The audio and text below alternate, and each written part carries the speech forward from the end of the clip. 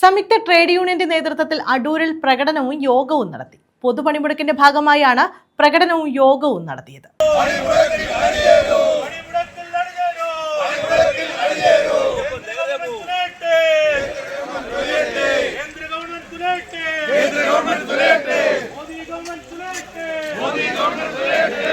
പൊതുപണിമുടക്കിന്റെ ഭാഗമായി സംയുക്ത ട്രേഡ് യൂണിയന്റെ നേതൃത്വത്തിൽ അടൂരിൽ പ്രകടനവും സമ്മേളനവും നടത്തി.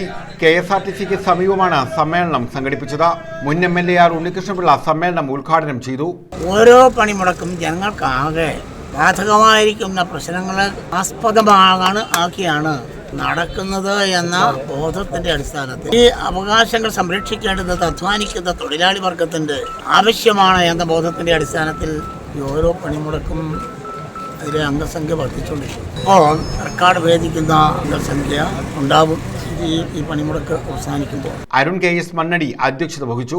P രവീന്ദ്രൻ, റോഷൻ ജേക്കബ്, ബൈജു, അഖിലാനേടി, D സജി, രാജൻ സുലൈമാൻ, ബിനു വെള്ളച്ചിറ, മധു തുടങ്ങിയവർ പങ്കെടുത്തു. News bureau, Adoor.